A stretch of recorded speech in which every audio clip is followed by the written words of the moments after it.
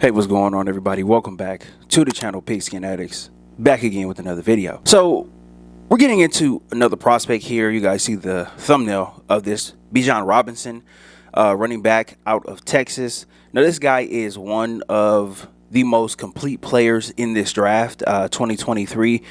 He's impressive. He's very, very impressive at all levels. And, when you read about, his meetings with some of the teams, they were impressed by his knowledge. They were impressed by his poise and, by his ability to sit down and, just pretty much talk to everybody and seem like a person that is, ready and willing to do anything for his team. So he impressed a lot of people at the combine.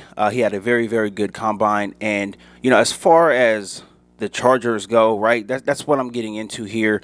I'm going to break it down. And, I don't think what I'm going to get into is going to surprise anybody. But let's talk about it a little more. Let's break it down. Let's see whether or not Bijan Robinson, could potentially fit in with the Chargers. So like I mentioned, Bijan Robinson had a very good combine. All of his numbers were, on par with, his tape pretty much. He ended up running a 4.46 though. I thought that was interesting. A lot of the numbers, right? A lot of the perceived speed guys did not have the blazing times, right, that we've seen in years past. I think that's something that's interesting. I was hearing that some of the timing metrics could have been off a little bit, so that could be something potentially, but a 4.46 is still pretty good for a guy that's 5'11", 215 pounds, right? That's a big running back, right? And he's probably going to get bigger in the NFL as well, too. So that's pretty good speed. Again, that's on par with what you're seeing on tape. His combination of size, speed, and quickness, they make him the best running back in the draft by far. I don't think anybody's going to argue that. When you watch the tape, he is very, very, very good in space, right? He can make people miss. He knows where the holes are. He hits them very, very quickly, and he's able to get to the second level very quickly as well, too. So his running style is constantly putting pressure on defenses, constantly putting pressure on that second and third level. And, sometime when he does get to the third level, he can, either run over a DB or run around a DB. So this guy has pretty much all of the tools in his toolbox to be one of the best running backs in the NFL. And I think, once he does get into the NFL, you're going to see that fairly quickly. He just has to go to a team that's going to use him the right way. Now, let's segue into the Chargers, right? And I'm not even going to bury the lead here. The Chargers are not the team that would use a Bijan Robinson in the correct way. In order to get the most out of a Bijan Robinson, you need to be committed to the running game. And that's something that the Chargers are not committed to, right?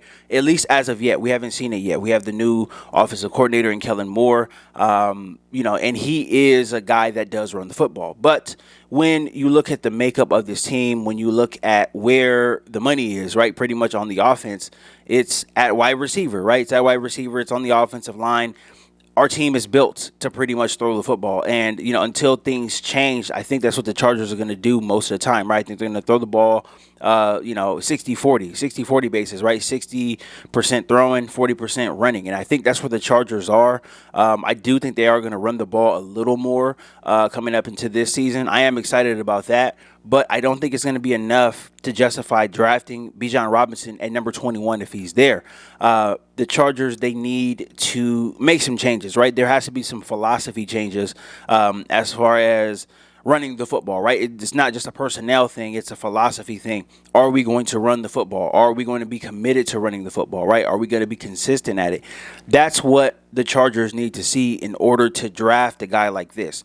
Can't just draft this guy and say he's talented, give him 8 or 9 carries a game and expect him, to have 100 yards off those 8 or 9 carries. That's not how the NFL works.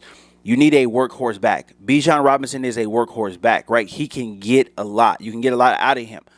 You have to give him the ball, though. He's going to need 20-something carries a game, and I don't think the Chargers, personnel-wise, I don't think that they are there yet to actually commit to giving one guy 20 carries a game. I just don't see it. I don't see it. And again, we have Kellen Moore coming in, but that's something that we need to see first. We need to see it first in order to believe it. And again, like I said, philosophy changes have to take place at the coaching level, at the GM level, right? Even up to ownership level. Those changes need to take place in order to draft a guy to get the most out of a Bijan Robinson. Now, the Chargers already have Austin Eckler.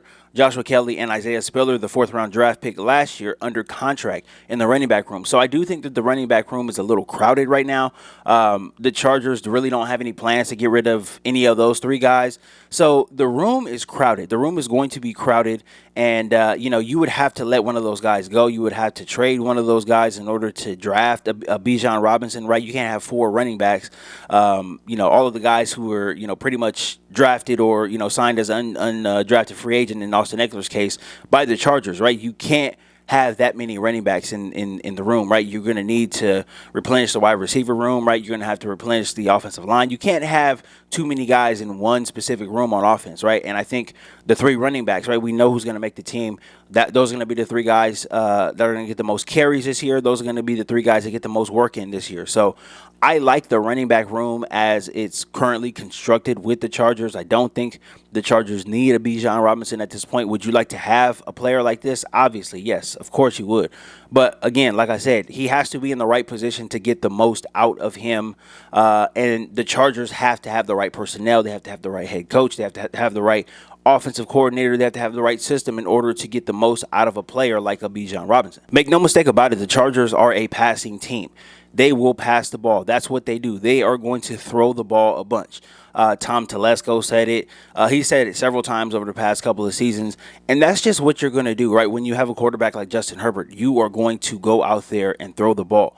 You're going to throw the ball all over the yard. And should you run the ball at some points during the season? Yes. Should you run it more than you throw it? Yes, I do think so. But the way that the modern NFL is constructed, right, all the rule changes, the NFL wants these games to be shootouts, right? They want these good quarterbacks to go out there and to showcase what they have every single week. And that's pretty much what Justin Herbert does. Again, I do think that the Chargers are not going to throw the ball as much as they have in the past couple of seasons, but this is still going to be a Justin Herbert-led team. And to bring in a running back in the first round, I just don't think it really plays into what the Chargers want to do long term. Now, another key piece to this is running back value. And that's something that I have talked about in live streams in the past.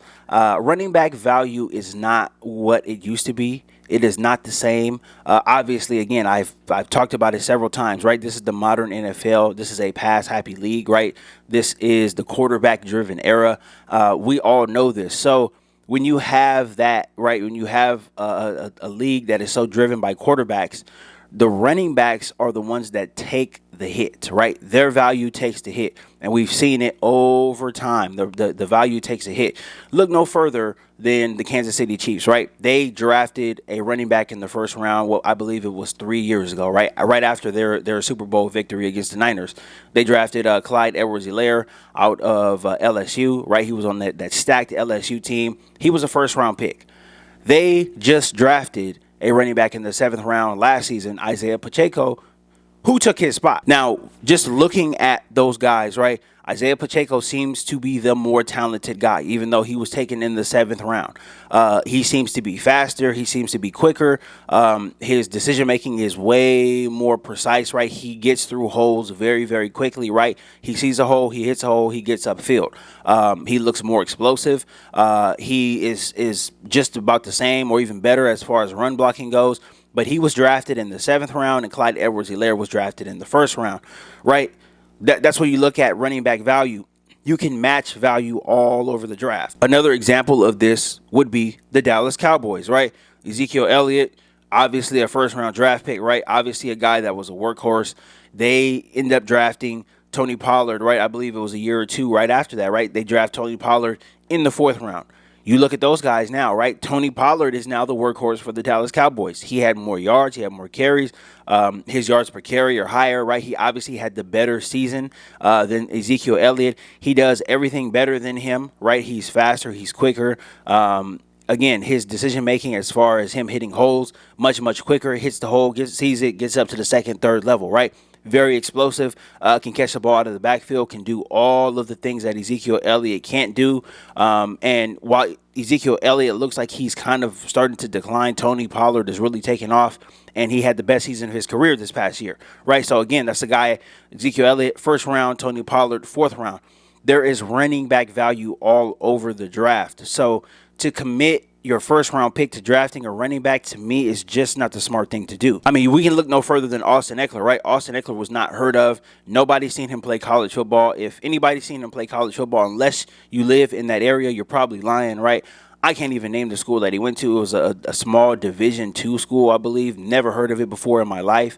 But what did he do, right? He worked himself onto this team, right? Worked himself with special teams, obviously, and worked himself up into that #1 running back spot after Melvin Gordon left, right? There's value all over the draft. There's value all over the draft. There's value in undrafted free agents as well, too. Committing a first-round pick to a running back, to me, is just not the thing to do. If I was a GM, I would never, ever do that. I wouldn't do that. You just can't. You can't do it. Again, it's not only the player himself. It's not only the value, but do you have the necessary tools in place to get the most out of that guy? Do you have the offensive line in place to get the most out of that guy, right? Do you have the play caller to get the most out of that guy? There's several things, right? There's a lot of variables, right, that go into you getting the most out of a running back in the first round, and the Chargers are not there now. Again, like I said, there's value all over the draft as far as running backs go. So to me, Bijan Robinson is not the pick. And let's be honest, guys, we know the Chargers are not going to draft Bijan Robinson in the first round. Let's look at our last two running back picks in the first round, right? Ryan Matthews, Melvin Gordon. Neither of those guys stayed past their first contract. So if you're looking to draft a guy in the first round at running back, right, unless you have an offensive line that is a run blocking offensive line, right? An offensive line that has produced, 1,700 yard rushers, it's not the smart decision to make, because history tells us that he's probably not going to make it past his first contract, right? So you're going to have 4 to 5 years with him, right? And he's probably not going to make it past his first contract. That is not a great thing, right? Especially if you're looking to draft for the future. You really don't want to waste draft picks like that. And again, the Chargers do not have the offensive line to produce a 1,500 to 1,700 yard rusher. That's the only way you can get the value out of him. And to me, I just don't see it. I know that the Chargers they're not going to draft him. I'm sure that they like him. I'm sure they like everything that he brings to the table. But number one, he won't be there. Number two, right, they don't have the offensive line to protect for a guy like this, right? They don't have that. And then number three, history tells us that this is not a good pick. It's just not a good pick. History tells us that we have to learn from it, right? You can't keep doing the same thing over and over again and expecting different results, right? That's called insanity. You got to learn from it. So Bijan Robinson will not be the Chargers pick at 21, right? And I'm fine with that. He is a good player, though, and I think he is going to be very, very good very quickly in the league, right? Especially if he goes to a place that is committed to giving him the ball, that is committed to getting him the offensive lineman to protect and block for the run. If he does go to a place like that, I think you can see him in the Pro Bowl very, very quickly, right? First couple of seasons, right? He can be very, very, very good for a team that is looking for a running back, but I don't think it's for the Chargers. And to be honest, it's just not going to happen. And I'm okay with that. I see a lot of people in the comments who talk about Bijan Robinson. Again, the Chargers, they just don't have it. Getting a good running back isn't going to, fix this running game, right? It has to be fixed from a philosophy standpoint. And if it starts there, then you can make some improvement. But just bringing in one running back is not going to change anything, right? You have to. That running back position is so dependent on your offensive line, so dependent on your play calling, so dependent on how the flow of a game goes, right? If you don't have that, then you're gonna struggle. So to me, it's just not the pick for the Chargers. And again, I'm okay with it. I'm fine with it. So we'll see what happens, though, going forward. I do believe the Chargers go in a different direction, and there's nothing wrong with that. It's just not going to happen there. So I'm perfectly fine with it. But that is all I got for this video, guys. Thank you guys so much for all the support. Really appreciate it. Shout out to all of my new subscribers. I really appreciate you guys. If you're not subscribed to the channel, please consider subscribing down below. And don't forget to smash that like button on your way out as well. I'll be back again tomorrow with more content. And until next time.